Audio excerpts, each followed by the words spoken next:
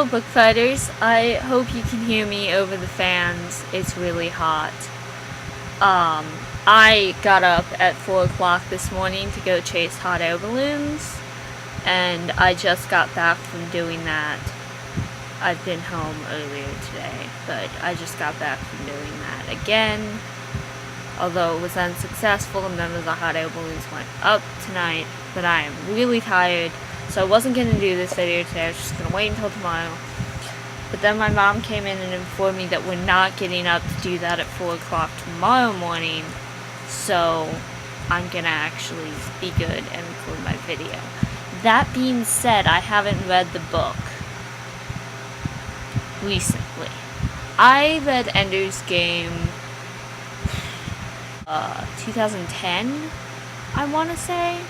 I don't own the book. I got it from the library before. I'm trying to get it from the library again. It got sent to the wrong library, not to the library that I requested it to be sent to. Hopefully this will not turn into a Lauren thing, and I will actually be able to get that for next week and reread the book, at least somewhat, before my next video. So I'm just going to talk about my impressions, because I actually do remember this book really clearly. I actually knew the ending ahead of time because I read this book, which is How to Write Science Fiction Fantasy by Orson Scott Card. This is actually a really good book, but in it he spoils his own novels. Like Lauren and Kalinda, I didn't really like any of the characters. I found them all kind of scary. I remember having an attachment to Bean, but that might be because I called my grandmother Bean. I don't want to just talk about what I remember from the novel, because I really don't remember it that well.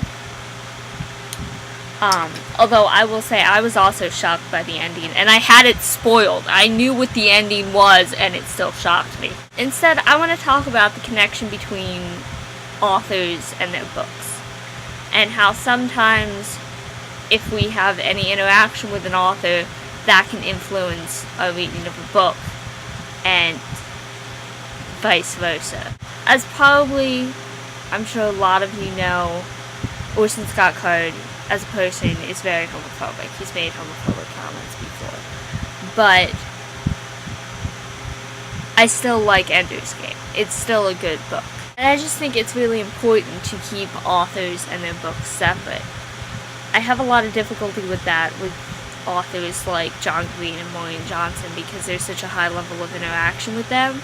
I think of them as a person as I'm reading their books, and that's kind of the case with a lot of young adult authors. Because of Nerdfighteria, there's kind of more of a connection to a lot of young adult authors than there is otherwise, and especially now with the internet and social media, there can be that greater level of a connection than what we would have with, like, say, authors of older books like Madeline L'Engle or C.S. Lewis or someone like that. There's not as much connection there. But I still find it interesting to think how sometimes we can be influenced by things an author says and what we expect of them based on their writing.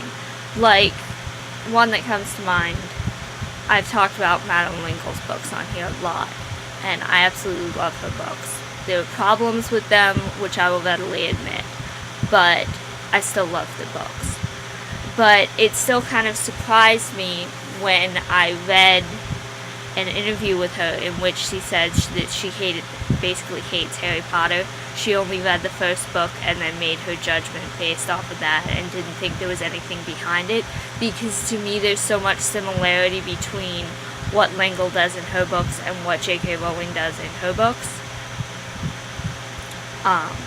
that there's such a connection, and they come from very similar literary traditions, that it was surprising for me. And it was kind of weird for me then to have Harry Potter and Madeline L'Engle's books near each other, because it felt weird, because before they had always been so connected, and now they had this weird disconnect. And I kind of actually arrange my books on my bookshelf by relationships between authors, the young adult books at least, just because I have more of an idea of them.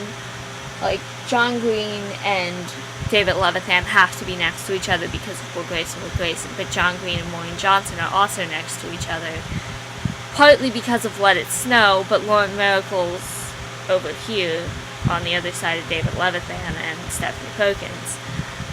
But Maureen Johnson and John Green have a closer online relationship, so I associate them closer, so I put their books next to each other. Sometimes I'll have a really strong connection between a book and an author, and sometimes I can have a complete strong disconnect, like I do with Ender's Game and Orson Scott Card. They're just two completely separate things for me.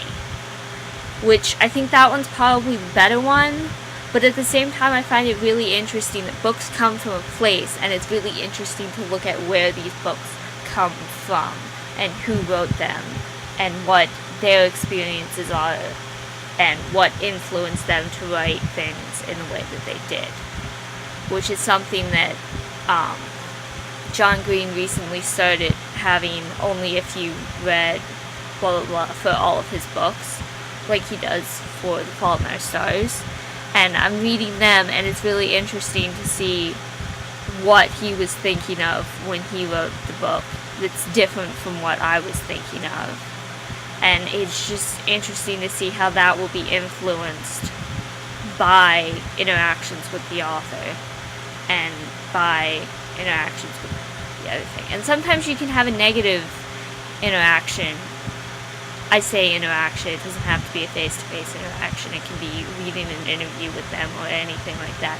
You can have a negative idea of an author, and that will affect your fondness for the book. A friend of mine has that with music. There are bands that she used to like, and then she went to their concerts, and the people in the band weren't that nice, so now she doesn't really like the band so much anymore. And I can see how that happens, but yet for Ender's Game, it doesn't happen for me. For some reason, I don't know why. With other books, I feel like it probably could happen. I can't think of any specific ones off the top of my head right now that I dislike because I dislike the author. Well, actually, I can, and I actually own 2 of them because people gave them to me. But Cassie Clare's books. There's this whole controversy with her and a plagiarized fan fiction. And that has kind of tainted my taste for those 2 books. Similarly, when I first read The Host by Stephanie Meyer, I really loved it. But I also liked Twilight at the time. And now that I don't like Twilight, and I have a low opinion of Stephanie Meyer, I kind of don't like The Host as much as I did before. I haven't read it since I read it the first time. I've only read it once. But in my mind, I don't like it as much as I used to, even though it's a completely separate book. It has nothing to do with Twilight.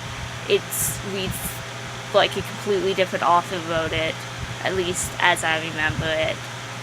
And it really shouldn't have that connotation attached to it, but it does. Similarly, I think I've never read any of Suzanne Collins' earlier books, but I think if I went and did them, I think reading The Hunger Games would probably influence how I read them. So I just find it interesting where books come from, connected to where books end up with the reader. And that's what I wanted to talk about. And Dan, I will see you on Monday. No, I won't. I probably won't. You're still in Europe, right? I don't know. I will say, Dan, I will see you on Monday because it's weird to end the video with anything else. Lauren, I'll see you on Tuesday. How about that? How about I be weird like that? Okay, I'm gonna go now.